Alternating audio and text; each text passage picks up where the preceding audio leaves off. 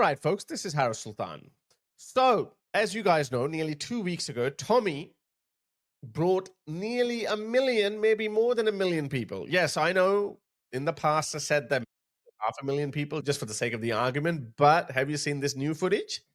Huge debate about how many people were at the Unite the Kingdom march yesterday, led by Tommy. So between 110,000 according to the Met, 150,000 according the to official BBC. police estimates are between 110,000 and 150,000. It looks approaching as big as the Iraq War demonstration all those years ago, and that was 1 million people. I'm quite convinced it was over 1 million. Certainly, I knew people there who were saying, "Look, 3 million." It wasn't 3 million. It wasn't 1 million.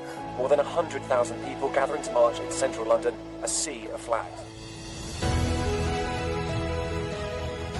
Jackie says 150k. I reckon millions were there. Blackfriars, they had to close Blackfriars Bridge and Lambeth Bridge because there were so many people the other side they couldn't move. 150,000 attending yesterday. Are you serious? Look at the drone footage. Westminster Square was packed solid. The road going up where the march was going to follow was solid. The lying police and mainstream media are trembling.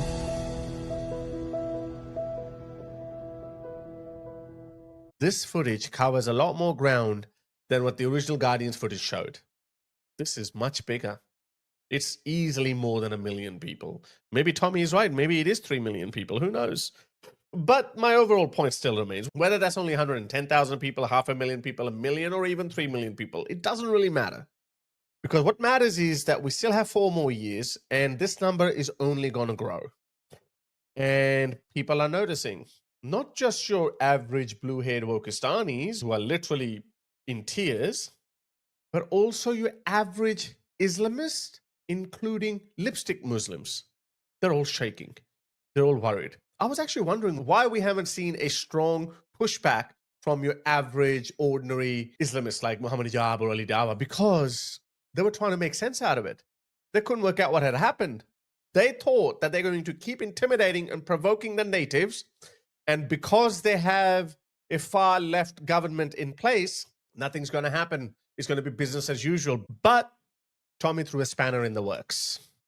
Now they're wondering where the hell all these people came from. So Mohammed Hijab, being that 7-foot overgrown gorilla that he is, he thought that he's going to go back to his normal tactic, which is to intimidate and provoke and pretend that I'm a big fat gorilla. I'm going to scare you. This idiot is such an idiot. He's almost bankrupt because of that big mouth of his. You know what? This is what happens with over clever people. Mohammed Hijab, you lost. When we, people like us, made you accept the embarrassing bits of Islam, like Muhammad marrying a 9-year-old girl, or Muhammad killing Safiya's husband and father and then bedding her the same night or the night after, Muhammad owning sex slaves, Muhammad getting caught in bed with Maria al-Qibtiyah. When we were making you admit these realities of Islam, you thought that, oh, you are giving a very smart academic rebuttal and the world is going to say, wow, okay. Back in those days, 9-year-old girls used to look like 24-year-old hot women. People are going to buy that. You thought that you're going to tell them that, hey, the King of England married a 13-year-old girl, therefore it's okay. Every time you made these stupid arguments, we were hoping that you are going to become complacent. And you're going to keep regurgitating that. And lo and behold, you, Daniel Akikachu, and your little boyfriend, Ali Dawa, you kept repeating the same thing over and over again. And today, people may not know about Islam's central message, but they know one thing about Islam. And that is Muhammad married a 9-year-old girl.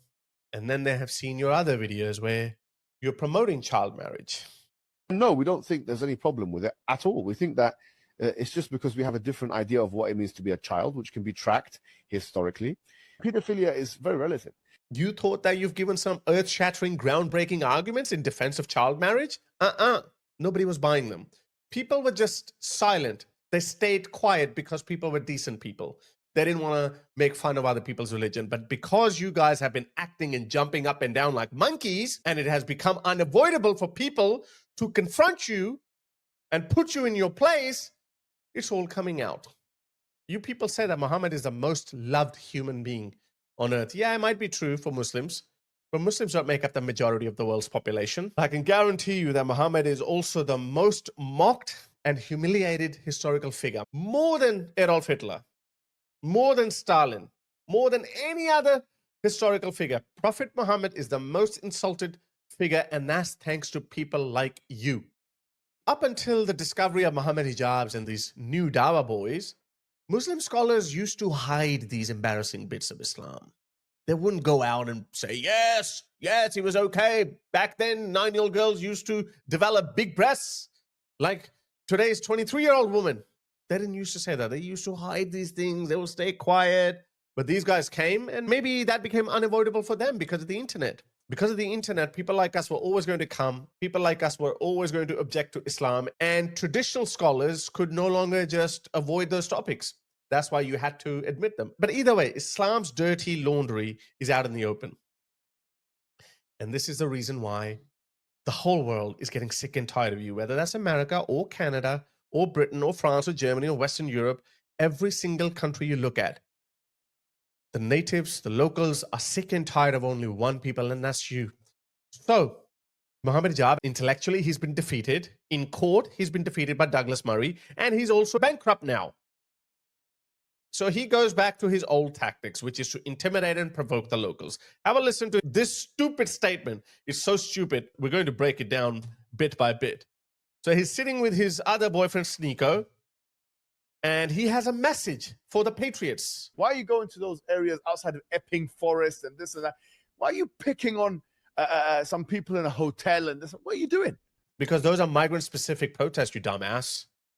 They're not going to go to British Pakistanis or British Muslims to protest about asylum seekers who are residing in hotels, you dumbass. Like, how stupid is that? No wonder you got destroyed in court. This is a problem with this idiot. He genuinely believes that. He thinks that he has created an earth-shattering, groundbreaking argument, and he's going to just shut up everyone else with the brilliance of his arguments. They're so fucking stupid. And it doesn't end here. Attacking this one at a hotel or trying to get like an organized protest. Go to the, if you hate immigrants, go to the immigrant areas and show. Legal immigrants and asylum seekers who are residing in a hotel are two different topics. Let me repeat that again.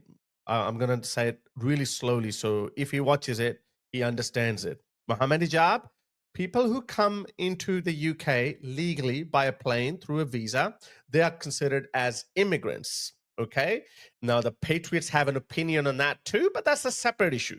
Okay, people, visa by plane, immigrants, separate issue. And then you have these asylum seekers who come here by boat, uninvited, without a visa, and the UK government is putting them in hotels at the expense of an ordinary taxpayer. Their number is roughly around 300 to 500,000 people, okay? So the public is more angry about them, even more than you. Okay, so two separate issues. The placards there. Go to Alum Rock, go to Birmingham. Let's see what you're going to do there. Go to Tower Hamlets. I've never seen them in Tower Hamlets. I've never seen them in Harrow Road. I've never seen them in Kilburn. I've never seen them in South London. I've never seen a single flag here in South London. If I'm trying to convert people, if I'm trying to convince people that are not white immigrants to get out and stuff. Oh my God, this is so stupid. These guys are not trying to convince you, Mohammed Hijab, that, oh, please, Mohammed Hijab, can you leave? Can you go and take your goats with you as well? They know you're not going to leave. They know. You are here to destroy everything British. So, no, you got it wrong. They're not trying to convince you. They're trying to convince their own public. They're trying to wake up the British patriots to wake up and smell the coffee. Look what you people have done to this once great country. So they're trying to convince them. That's why it makes sense for them to go to them. And then in return, because 80% Britain is white, and you could throw another 10% who are non-white, but they are British patriots, they're reaching out to those people. And then once they have created a big enough pressure group, then they will pressure their politicians to kick you people out. How are we going to kick you out? Well, ban halal food, cut down welfare payments. You might even have to ban kosher meat as well, because Muslims can eat kosher. Bring in strong deportation policies, like if you commit crime, your citizenship can be cancelled and you can be deported. Make more agreements with other countries like Pakistan, Bangladesh, and Egypt, and force them to take their bad eggs with them. That's what they're trying to do, you dumbass. And by the way, you're actually proving their point. You're proving the point that these guys are uncivilized barbarians from the 7th century. You can't go and wave the British flag in front of these barbarians. You proved their point. Thank you. I think Muslims should really stand up and shut this idiot up because he has brought more dishonor, disrepute to the Muslim community than anyone else. Him and Ali Dawa, and maybe Daniel Gikachu too. So these three people have destroyed the Muslim reputation across the board. I know a lot of decent Muslims, they actually don't agree with him, but I'm like, whoa, you guys never say anything. Why don't you call these pricks out? Because this guy is antagonizing the natives. And by the way, he has a lot of Muslim following as well. He's actually radicalizing the next Muslim generation too. So you guys don't call him out for whatever reason? Well, then don't come crying. How comes you're not in the immigrant areas? Come to the immigrant areas. Why don't you, the far right, come to the immigrant areas? Because they're trying to convince their people to kick you people out. It just doesn't make any sense. And you know why he's saying that? This is why he's saying that. Because you know what's going to happen. Wallah, you know what's going to happen. What's going to happen is you'll get battered. That's what's going to happen. Physical. I'm telling you, you go to the immigrant areas, you will get battered. Mohammed Hijab, this is just part of Mohammed Hijab. He just pretends to act like a big gorilla. I'm a big, scary gorilla. I'm going to beat you up. That's just a part of his tactics. He just does it. But it's pretty rich coming from an Egyptian daring the British Patriots. Bro, the people that you're challenging, they conquered your country with a few thousand men in the late 19th century till whatever, middle of the 20th century. Egypt was under British occupation. And before that, Napoleon got you. Before that, Arabs got you. Before that, Romans got you. Before that, Alexander the Great got you. Like, geez, bro. If it wasn't for the new Western world order, Egypt would not be a free country. Do you understand that? Egypt has not been a great civilization since, 500 BC? And it's pretty much the same for the rest of the Muslim world too.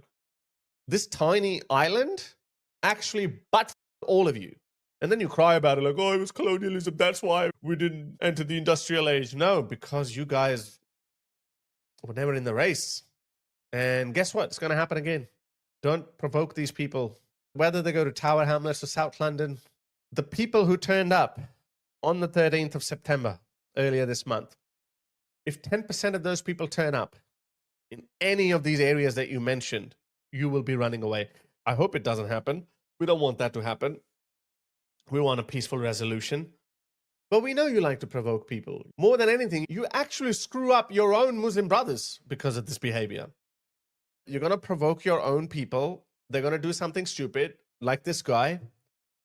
Look at this guy. Look at him. I don't know whether he saw Mohammed Hijab's video, but as Mohammed Hijab's video was going viral, this video was doing rounds on social media as well.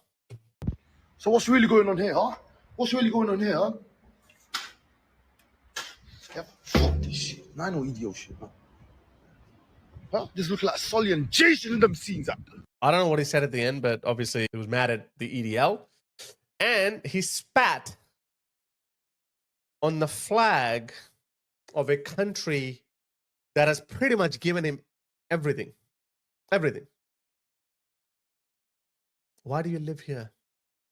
Why do you live here? Why? Why do you live here if you hate it so much? Seriously, why? So that's what Mohammed Hijab is doing. This was actually a signal to his fellow Muslims. By the way, this is not about immigrants. This is actually about Islamists. It's about Islamists. He knows it. British people are okay with every other nationality. I've never seen British people complain about Hong Kongers because Hong Kongers are good people. I think nearly 200,000 Hong Kongers moved to England in the last 4 or 5 years or something. Have you ever heard anything about them? Because they mind their own business. They didn't come to Britain to change Britain. They came to Britain to honor, love, and respect and integrate into mainstream British society. That's why you never hear anything about them. So this is about these Islamists. So Mohammed Hijab was actually sending a signal to his fellow Muslim brothers that, if you see these people, batter them. That's the signal he's sending. So a lot of people have actually reported this video to the Met Police, but nothing's going to happen. The justice system, the police, everything is, I don't know, I don't want to use the word compromise, but is so soft on these people. They fear them more than they fear the wrath of the general British public. But I'm sure they're having a quiet inner conversation with themselves that, ooh, we saw 1 million people turn up. How many people is Tommy going to bring next time? 2, 3, 4, 5 million people? Yeah, we can talk it down as much as we want, but that doesn't change reality. There are, what, 6, 7 million Muslims in Britain? Is that the number? I think 7 million Muslims. If Tommy can mobilize about 5 million people, you got to remember, every person who comes, there are 3 more who don't come. So if 1 million people turned up, there were another 3 million who didn't come. So you've already got 4 million highly politicized, mobilized people who are in tune with reality. And they are watching what's happening to their country. That 4 million people, 7 million Muslims, and of course not all Muslims are like Mohammed Hijab or they think like that. There are a lot of decent, good Muslim people too, who probably don't want to have anything to do with this rhetoric of Mohammed Hijab or these Islamists. But I'm sorry, my dear Muslims, you have to come out. You have to start condemning these people. This video that I showed you of Mohammed Hijab, only native Brits are condemning him. Only they are attacking him. Why are other normal lipstick Muslim influencers, where are they? Why are they not speaking up? Why are they not saying that enough of this bullshit? We don't align ourselves with these rabid Islamists. Why? Your silence is going to get you screwed. And I worry for it. I really understand that there are decent, good Muslim people. If it is because of peer pressure, then you have to be brave. You have to come out of that pressure. And you have to say, no, we do not agree with these Islamists. This flag is our flag. Anyone who spits or disrespects this flag, we've got nothing to do with that. I stand with Patriots. I stand with British way of life. I put my British identity above everything. That's what you need to say. But you stay silent. That angers the natives on the one hand, and it also emboldens the Islamists on the other hand, that, oh, even moderate Muslims are not condemning us or coming after us. It's the same behavior that you had with Hamas.